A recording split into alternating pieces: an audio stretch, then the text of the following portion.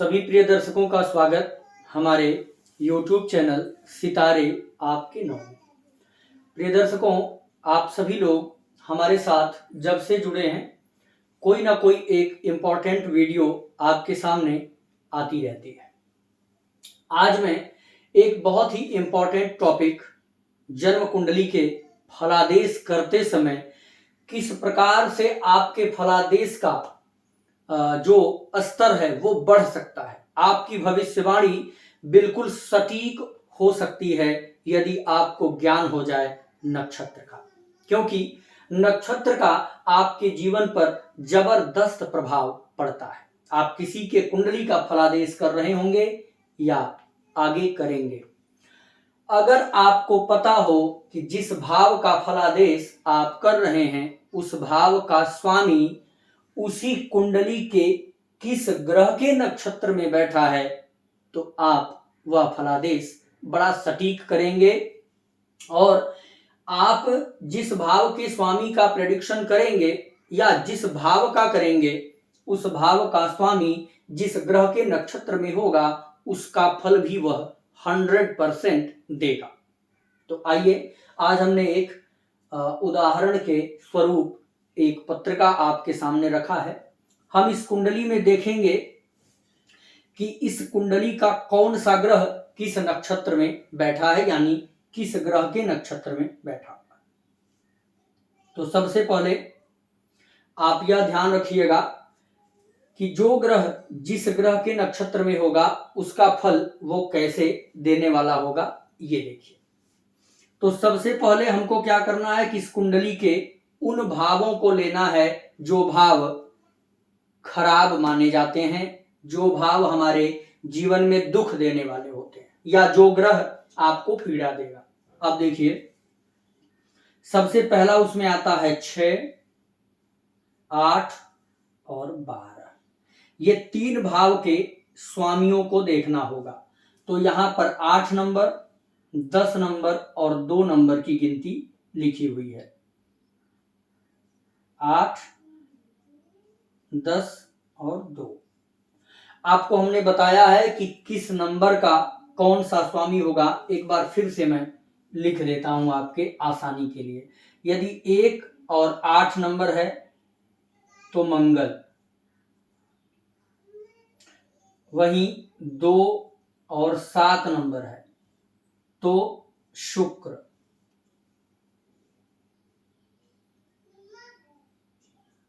3 और 6 नंबर है तो बुध, 4 नंबर है तो चंद्रमा, 5 नंबर है तो सूर्य, वहीं अगर 9 और 12 नंबर है तो गुरु, 10 और 11 नंबर है तो शनि। टोटल राशियों के स्वामी हमने आपको लिखा दिया।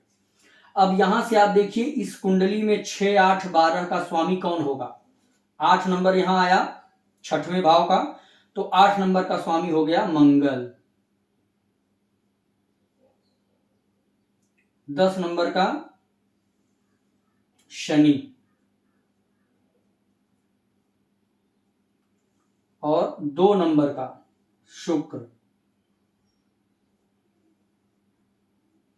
अब इस कुंडली का देख लीजिए, ये तो दुख देने वाले घर हैं भैया। 6, 8, 12 कहीं ना कहीं आपके फलों में कमी करेगा।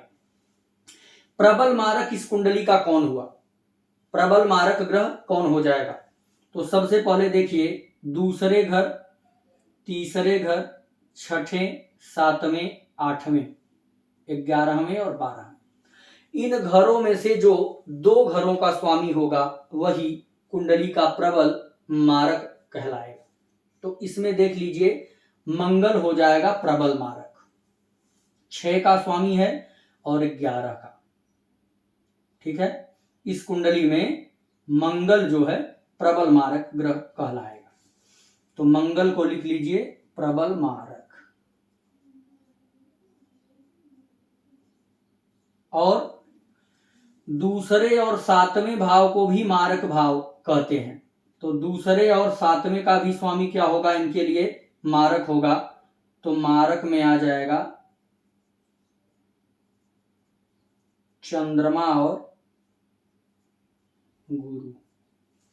अब इतने ग्रह और इतने भाव यानी राशियां इनके लिए अशुभ है।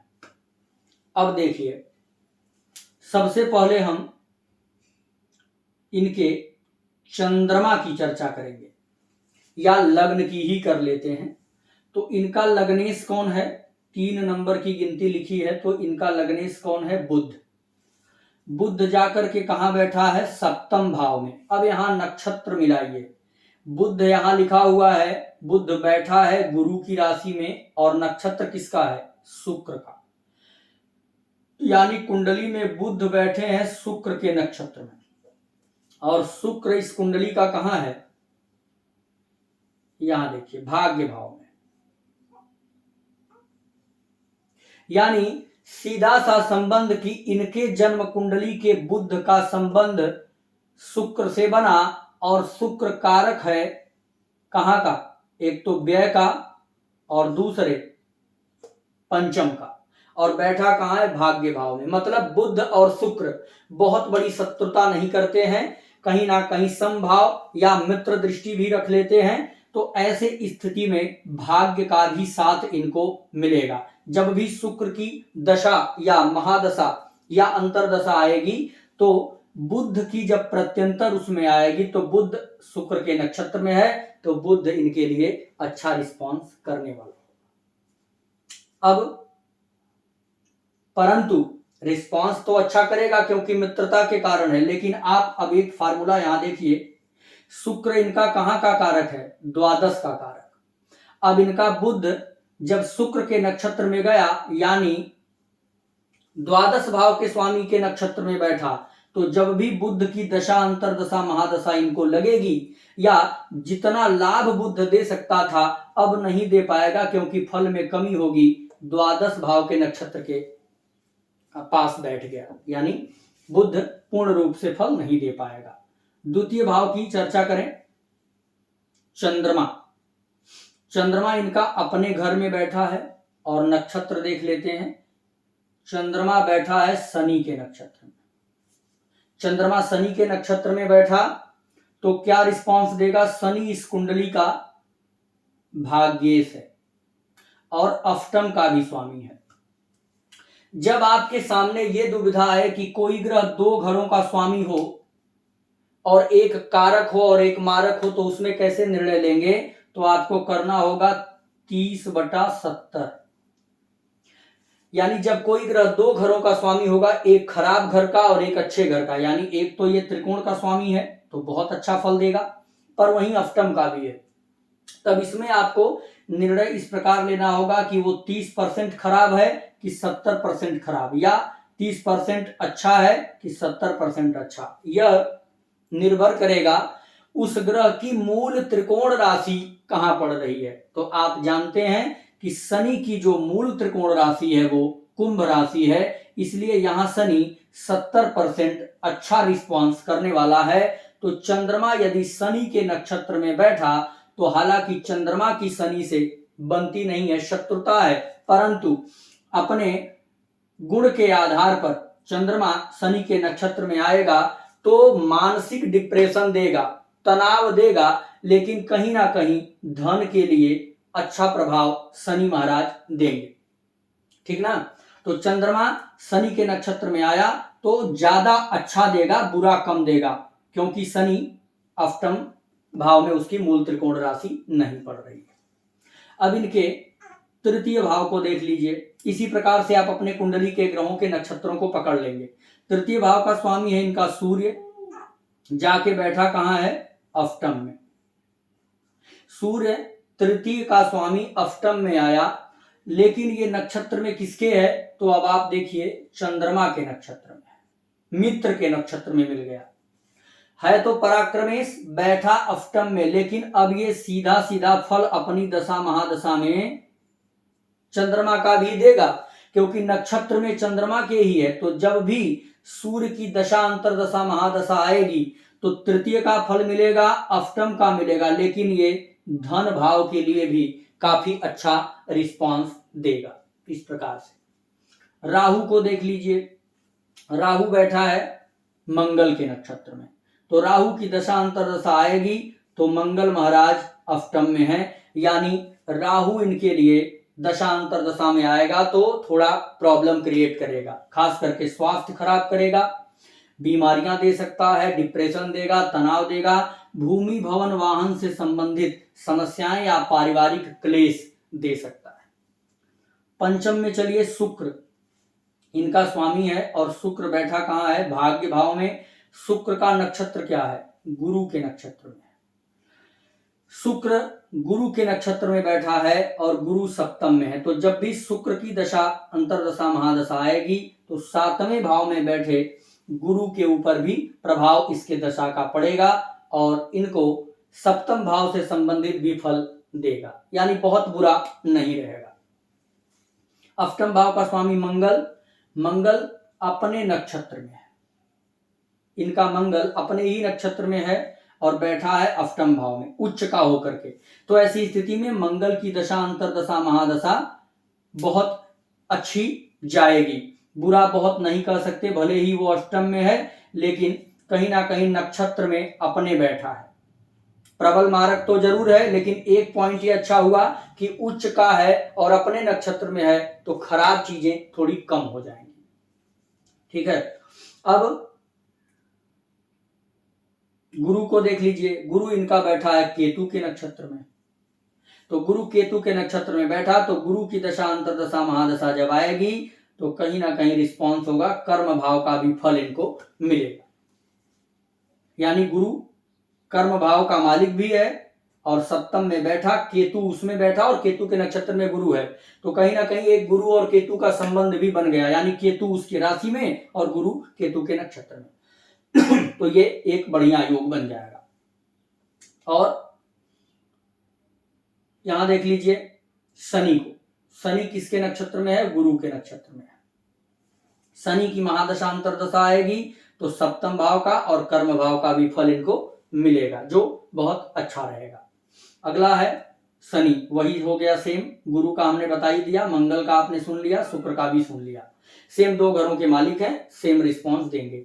अब सबसे बड़ी बात जो आपको देखना है, अगर कोई मान लीजिए राजयोग बन रहा है तो वो कैसे बन जाएगा नक्षत्र के अनुसार, तो राजयोग में एक तो लग्न सम्मिलित होगा, एक नवम भाव, एक पंचम, ये तीनों लग्न पंचम और नवम, और लग्न चतुर्थ सप्तम और दशम, यानी ये 4 घर और ये 2 घर, 6 घर सम्मिलित होते हैं राजयोग में।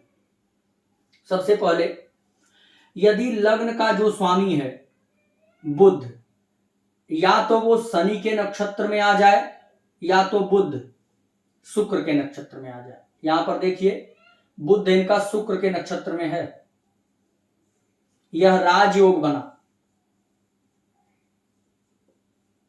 अच्छा रिस्पांस देगा। एक भले ही द्वादश का दिया लेकिन कहीं ना कहीं त्रिकोण के साथ नक्षत्र का बना संबंध तो मैनेजेबल स्थिति हो जाएगी, केवल खराब नहीं कर पाएगा। शुक्र को देख लीजिए, या तो वो बुध के नक्षत्र में मिल जाए या तो शनि के नक्षत्र में, तो शुक्र इनका ना ही बुध में है ना शनि में है। केंद्र में से देख लीजिए, या तो यहां शुक्र बुध के नक्षत्र में मिले, गुरु में मिले तो भी बन जाएगा, तो इनका शुक्र जो है गुरु के नक्षत्र में है, तो केंद्र त्रिकोण का संबंध बना रहा है, यानी यहां भी ये अच्छा देगा। अब वहीं शनि को देख लीजिए, शनि या तो बुध में मिल जाए या गुरु में या शुक्र में, तो शनि गुरु में मिल गए, अच्छा है, तो काफी चीजें अच्छी मिल रही हैं। परंतु यदि आप केवल लग्न को देख करके और राशि को देख करके फलादेश कर देंगे तो बहुत सटीक नहीं कर पाएंगे। अब देखिए, भले ही इनका शुक्र भले ही भाग्य भाव में बैठा, वो भले ही व्यय का और पंचम का कारक है, यानी मंगल इनका भले ही 2 घरों का होकर के प्रबल मारक है, लेकिन मंगल बैठा किसके नक्षत्र में है, अपने ही नक्षत्र में बैठा है, यह एक अच्छी चीज मिल गई।